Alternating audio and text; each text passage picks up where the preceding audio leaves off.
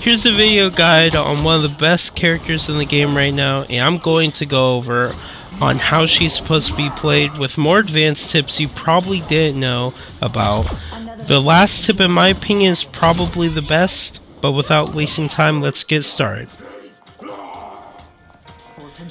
For tip number 1, Hela's attacks are hit scans. So that means when you are locked on a character with your crosshair, you're gonna obviously hit the enemies.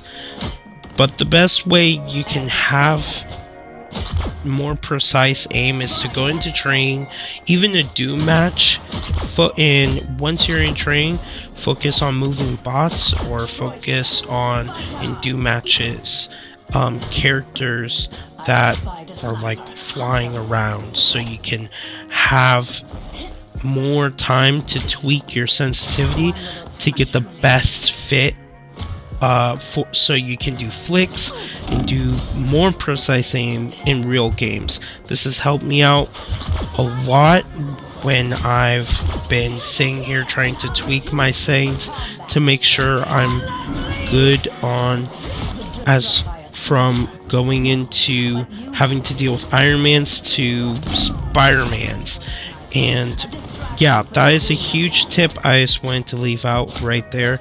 I know it's a short one, but let's get started on tip number 2. Okay, for tip number 2, her Piercing Knight, which is going to be my right click, and it can be, you can track it onto enemies and follow them with your crosshair to, like I said, have that more precise aim.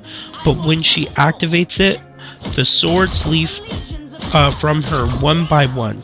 I use this ability when enemies are held up together on tanks like Hulk getting out of his form back to Bruce to get that confirmed kill, or Strange when he has his barrier opened, so it does more damage to the barrier and him as well. And you want to really utilize this when enemies get held up real quick, so you could get more damage or confirmed kills with that. Now here's the trick that you could do that comes from tip number 2 that can help her and you as a player to get better with her. And that's her passive, Nastrong Strond, I don't know if I'm fully saying that right, Crow Storm. So once you use the swords from tip number 2, that can cause small AoE damage on the enemies. One of the enemies can die and the crows hits them from your passive. You'll get even more damage from both abilities. Here's an example of how I did it in one of my games, and I think I got a whole pentakill with it. Enemies, perfect. I want a soul. Strike deep, soul. That's 3! Wow, 4 in a row! 5! That's amazing! 6 in a row! Way to go! Okay, so in tip number 4, now we're going to talk about the Astral Flock ability, which is my shift for PC. And you turn into a crow and move in the direction where you are looking. Now, I know a lot of people already know about this, but a lot of people don't know how to use this ability. You can use this in 3 ways.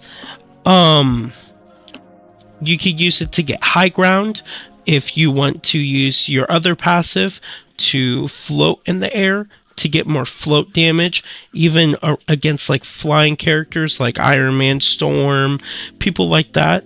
You can use it to leave fights. That's why you want to save it for. Or you can use it to get confirmed kills at the end of a team fight. But there is another way to use it as well. That is to fly in the enemy team in a team fight, so you can ult on them to get multiple confirmed kills. I can show you how I did that in this clip right here, how I flew into the mill, and once I team ulted, I was able to get more confirmed kills. Okay, so moving on to tip number 5, it's pretty simple. You want to use her soul drain when you are getting flanked by like an enemy Psylocke or Magic, and other characters as well, like a Black Panther or Spider-Man.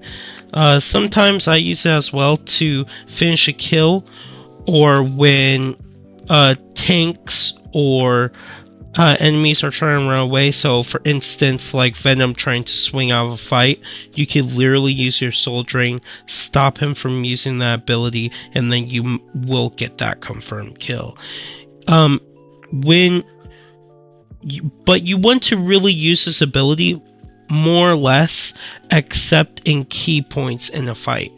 And if you do that, you'll stay in the fight longer than other damaged characters usually will with their team, to make sure you get those team fights as a win and not having to cause yourself to get put back in spawn to walk all the way back, and then your whole team is going to be dead from that. Alright, so here's the last tip to be even better with Hela, is on how to use her ultimate Gauze of Death.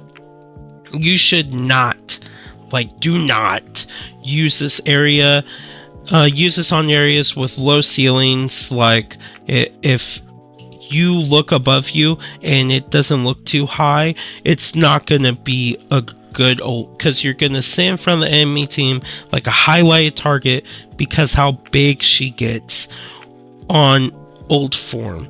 As well as focus on lower health characters like support or damage characters to get more out of your ultimate.